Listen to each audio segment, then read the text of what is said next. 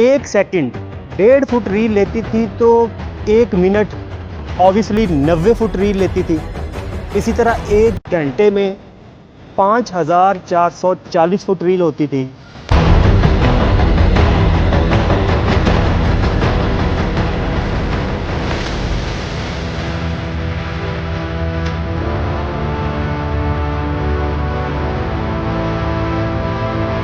Sound हमेशा एक अलग रील पर मुंतकिल होता था और साउंड पिक्चर की रील से हमेशा 19.5 फ्रेम एडवांस होता था।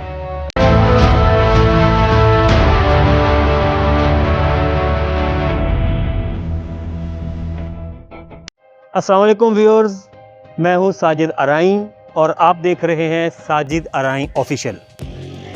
व्यूअर्स, आज आपकी खिदमत में पेश हुआ हूं एक इंतहाई मालूमाती और दिलचस्प वीडियो लेकर। व्यूअर्स, फिल्म आज डिजिटल दौर में है। डिजिटल कैमरास हैं। फिल्म सुकड़ कर कार्ड में आ चुकी है। कैमरा से फिल्म शूट होकर कार्ड में महफूज हो जाती है। कार्ड से हार्ड ड्राइव में और हार्ड ड्राइव में पोस्ट प्रोडक्शन के तमाम मराहिल से गुजरकर फिल्म डीसीपी में मुंतकिल कर दी जाती है। डीसीपी यानी डिजिटल सिनेमा पैकेज एक छोटी सी डिवाइस है जिससे फिल्म सिनेमा स्क्रीन पर प्ले की जाती है। लेकिन आज से चंद साल पहले ऐसा नहीं था। आज से चंद साल पहले फिल्म के दौर को 35 mm दौर कहा जाता था। एरीफ्लेक्स मिचेल कैमरास होते थे।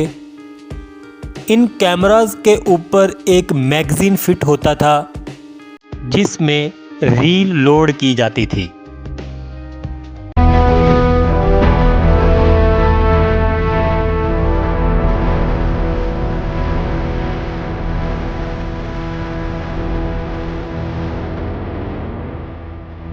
व्यूअर्स, ये है वो रील जिसमें फिल्म महफूज होती थी। कैमरा जो फिल्म शूट करता था वो फिल्म कैमरा के मैगजीन में मौजूद इस रील में महफूज हो जाती थी।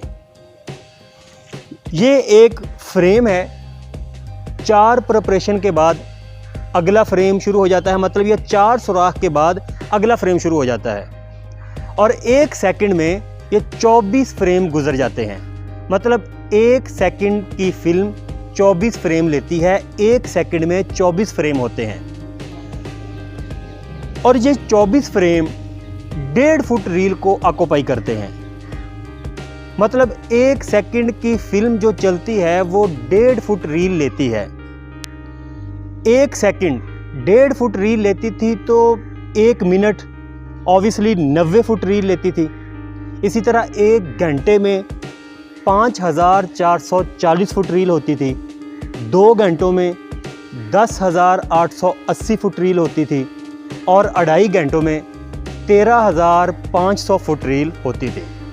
मतलब 2.5 घंटे की फिल्म 13,500 फुट रील ऑक्यूपाई करती थी। अगर फिल्म का दौरानिया 2.5 घंटों से ज़्यादा है तो जाहिर है रील भी ज़्यादा लगती थी।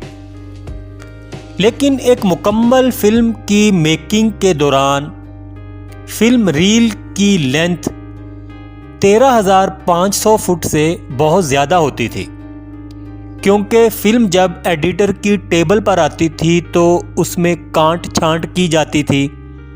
डायरेक्टर कट तैयार होता था। एनजी शॉट्स यानी नॉट गुड शॉट्स निकाल दिए जाते थे। पोस्ट प्रोडक्शन के बाद फिल्म का फाइनल प्रिंट तैयार होता था जो कि फिल्म का नेगेटिव कहलाता था। इस नेगेटिव को लेबॉर्ट्री में भेजा जाता था और नेगेटिव से ज़रूरत के मुताबिक पॉजिटिव प्रिंट्स तैयार कर लिए जाते थे।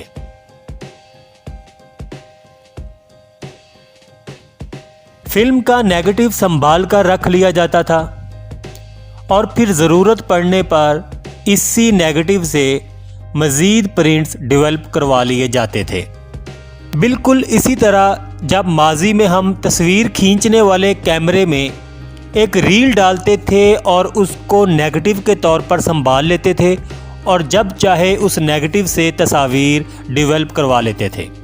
यहाँ तक तो कहानी हो गई पिक्चर की रील की, और अब हम बात करते हैं फिल्म के साउंड की। व्यूअर्स, साउंड हमेशा एक अलग रील पर मुंतकिल होता था और साउंड पिक्चर की रील से हमेशा 19.5 फ्रेम एडवांस होता था। साउंड की रील हमेशा पिक्चर की रील से 19.5 फ्रेम एडवांस होती थी, क्योंकि सिनेमा स्क्रीन पर जब फिल्म चलती थी तो साउंड हमेशा 19.5 फ्रेम एडवांस स्क्रीन पर मुंतकिल होता था। इसलिए साउंड के फ्रेम्स पिक्चर्स के फ्रेम से 19.5 फ्रेम एडवांस होते थे। और ये हैं फिल्म की रील के डब्बे। एक डब्बे में तकरीबन 2000 फुट रील महफूज होती थी। एक डब्बे में ये लेंथ 1800 फुट भी हो सकती थी या 2200 फुट भी हो सकती थी, लेकिन एवरेज 2000 फुट महफूज होती थी।